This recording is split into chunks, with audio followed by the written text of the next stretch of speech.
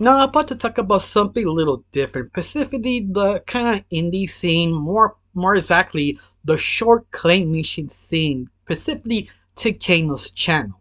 Tekano is a very interesting YouTuber that really doesn't say much. Even that you attempt to read the synopsis of each short they actually make, sometimes they don't write anything, just the title and the poster. Even if trying to follow them on Twitter or on their Patreon, they don't really write that much. The only thing you know is Takeno always trying to get the short to evoke a sort of emotion. Because every time you watch any of his shorts, all of them don't have dialogue or don't know what is the grand story. Because they don't even bother to do it a sort of a summary of the story. You think that's sort of odd, but yes, but no. Because according to Takeno, at least one of his best tweets did say, yeah, every time she or they make a short, they're making sure give emotion, that sort of reaction. If you watch any of his or her or they shorts, you do feel reaction. You feel something. In fact, the reason I'm starting to be obsessed with the Kino's work is because how the style really felt back in the early 2000s or 90s. If you don't know what I'm talking about, it's the back in the day Cartoon Network used to do before Adult Swim was a thing, drop sort of indie shorts on their channel, specifically more late night television hours. They have nothing to put on. They decide to drop a bunch of shorts, and usually be festival shorts. Some of them be Canadian shorts, but it's just so random, old between 60s, 70s, 80s, or 90s type of shorts. Basically gets whatever random things. And some of them were basically claymation. And those claymations used to be very silent, very vogue. I think best way to describe it, something like Gumby. Like you've never seen that original series. Gumby doesn't say much. I mean, they do talk, but it just sort of showing you doing something about Gummy changing or moving. It's almost like the vibe. It's sort of slice of life, but the vibe kind of grabs you. Continue watching what Gummy would do next, whatever scenario they put him in. Imagine that, but a horror sort of scenario. Pacific is more like an anthology show by accident, I have to say.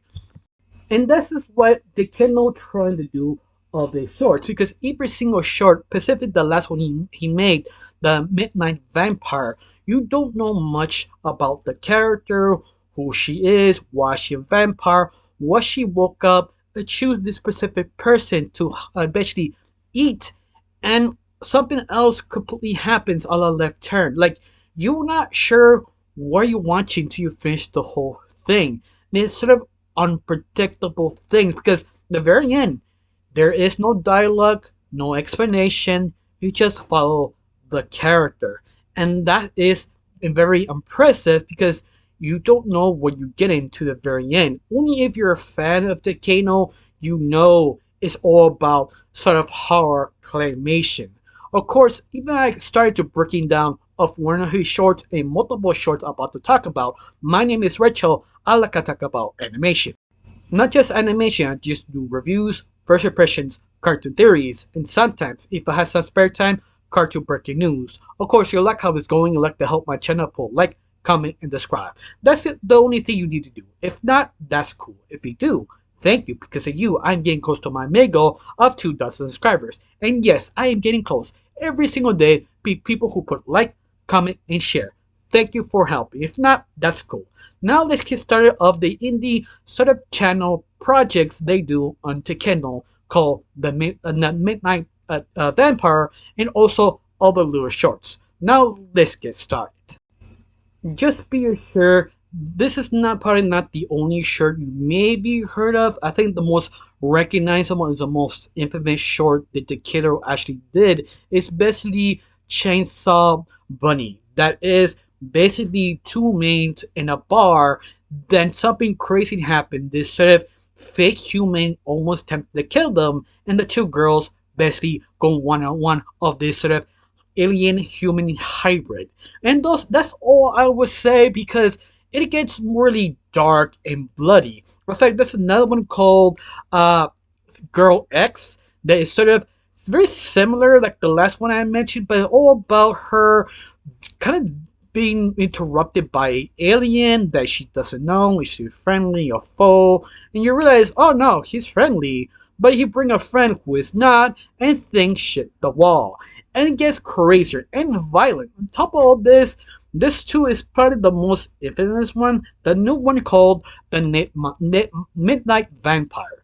Now, this short was kind of surprising because, once again, like the rest of the shorts, the killer doesn't really explain what you're watching because at the very end, he wants you to interpret, he wants you to be feel something of the short.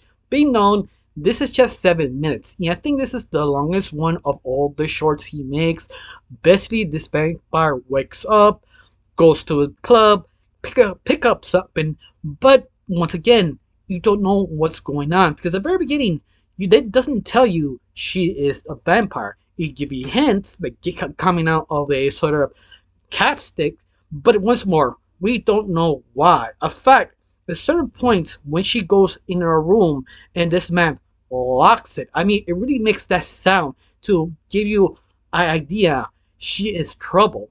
She is basically in sort of scenario that she will not escape till reverse the script. They're telling you, yeah, I'm a vampire, I'm about to eat you, and she does, and off I'm off. And she's not chilling in her own house, looking at the walls, just basically chill. But this is the interesting part. This is the thing that sort of grasps your attention so much, questioning you. This she chose this specific victim, or everything else after was sort of accidental. And this is why I make it so interesting. Because when she's just sitting down, she kind of hears a noise. At least that's why I chose to interpret. That she walks in a room, seeing there is a sort of scenario of a girl being basically slaughtered by a chainsaw or other weapons for a person who is recording to sell this as a snuff film in the black market. And this is what she realized. She stepped in something that she didn't, I guess, knew about it, because her reaction is not really surprising or scared. In other words, that's something you have to reinterpret. That's what I mean. You don't know she knew about this or this was sort of accidental, because we didn't know what she would do next. Because she's a vampire, she is all powerful, but we don't know, does she care? Oh, this was planned. She could take care of the problem, and she did. But once more, everybody in that room didn't know how to react. Should we attack? Should we stop what we're doing? Giving a sort of a fake explanation. Once more, there is no dialogue. Yeah, I think that was the most interesting thing about this short. It just forces you to kind of understand or reinterpret your own interpretation of the scene, because whatever happens next was part of the most goriest thing of Claymation, that every single member in that sort of room tempted to kill the vampire woman, that she didn't have a problem of it because she was stabbed, burned, cut in half. They did a lot of things to her, and yet she didn't feel anything. She basically ripped them apart. Even that the camera guy runs away trying to get more backup, and that completely fails. And everything went down to finish killing everyone. Went to the lady who is basically strapped in the sort of strange abstraction. She helped her out. You're thinking, oh, she's gotta eat her or do something. No, she just helped out and left. But the girl was so freaking out, trying to ask her something or thank her, she disappeared. And this is sort of interesting. We don't know why she did it, or it was sort of accidental or what. And this is why I really enjoy Takedo's work, because all the different similar shorts does similar things but different, like Girl X. Because Girl X, it doesn't say anything. You don't know who she is. The only thing you know is the girl who sits in her house and this alien reappears and she doesn't know what to do. Things happen, and sort of have to reinterpret what happened in that specific short. And the other shorts is the same. I think the most popular, what I said before, is Girl. Oh no, Chainsaw Bunny. That is probably the most viewed one. That one is probably the most glorious one ever. But once more, you don't know what's going on. The only thing you know is the girl sort of gave a pamphlet for a guy to meet her in the bar so she sell beer till this human, it was a human, attempted to attack her. And this becomes a sort of almost like a Day of the Dead or sort of uh, Army of the Dead sort of situation that just went mad. It's sort of hard to describe. In fact, each single short, except for me one called a Lemon, that is sort of more like a PG superhero Lemon type of character. That's the only one that is sort of grounded. The rest is just horror and gore, but yet each one in different shorts does grab your attention. You just want to rewatch everything just to understand what you watch and interpret it, what actually happened. Especially the vibes, because the vibes give me that sort of 90s or early 2000s, or if you're the type of person who watch sort of kind of like VHS tapes or DVDs, the dollar brand, that sometimes they give you old ass shorts of the 60s, 70s, or 80s.